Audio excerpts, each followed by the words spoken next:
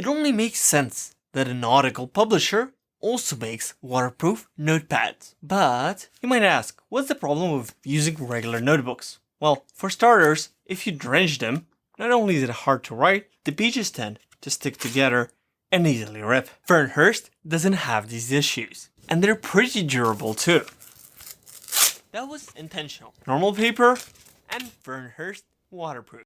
To show that I'm not pulling a Neymar, it feels and acts more like plastic and will likely stretch rather than rip. Not unbreakable. But we can agree it's much more tough, yet easy to get out from the notebook and don't require effort to cut.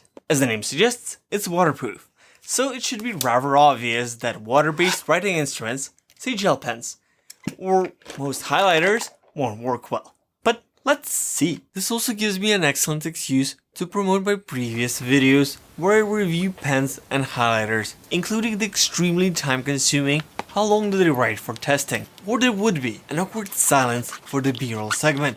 So let me tell you what does work well. I will also wet the page, as you're probably expecting a waterproof notebook to come, in contact with water. Some reviewers apparently don't. And you don't need anything fancy.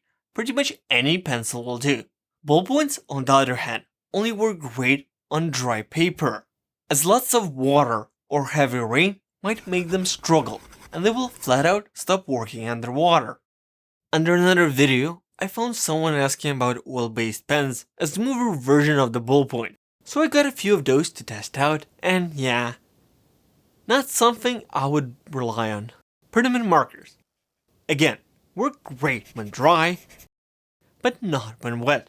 Crayons will always work well in any condition, if you can call that well. If you're serious about your notes, I would get one of those all-weather pressurized pens like the Fisher. It works everywhere, but do check out my review, which is probably the best, as it's not all sunshine and rainbows. Obviously, there are other options, even more affordable, on the market, like these, which I'm currently testing, but I would wait for review before going out and buying one of these. But back to the notebooks. Let me demonstrate how it compares to printer paper and a popular rodeo notepad, and give the slackers a second chance on dry paper. Oh yeah, the Palette G2 is a gel pen, hence why it vanished in the Fernhurst but stayed on the others. At first, I wanted to record multiple drying sessions, but not much was going on, so I turned off the camera after the first one, and after 6 cycles, the paper was good as new. So I opted for a coffee break and let it sink in for a couple of hours, turning it around ever so often so it stains evenly. Why not ask for you to like and comment to support my small channel as I'm buying time with this narration. Subscribe if you like it too, and for sake of transparency, I did ask for these as a review sample, as getting a waterproof notepad in Ukraine is mission impossible. No coffee stains whatsoever. So I went all out. Ketchup, mustard, horseradish, penetrating oil, and black tea.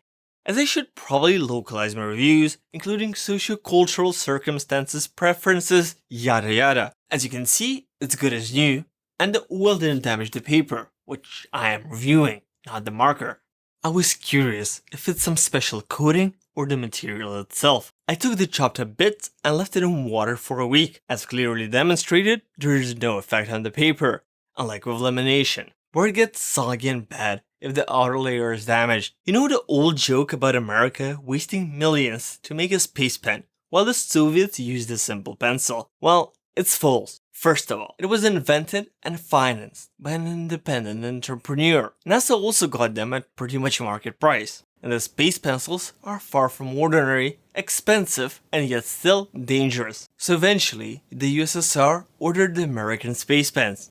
Did I mention that I made a review about those? But since we're not in space, and you might want to raise what you have written, I checked a number of 2B pencils and a variety of erasers. And this showed that I should probably make a separate eraser testing video. Some do a stellar job, while others not so much. Please tell me that I'm not the only one that got curious how many times you can write, erase, rewrite on such durable paper. This could really come handy in changing numbers in say a pre-written template. And trust me, I didn't go easy on it. I've been using and abusing these for 5 months now. Quite literally, as I doubt you would ever find yourself in a situation like this. As for real life scenarios, if you accidentally forget removing it during laundry, you don't have to worry how the washing machine will look after, not like from regular paper. And your information won't get damaged or destroyed, which by the way is not what all waterproof papers can boast about. And while it didn't show the same extreme endurance as some of the other all-weather papers that I'll be reviewing in the future, it's pretty good.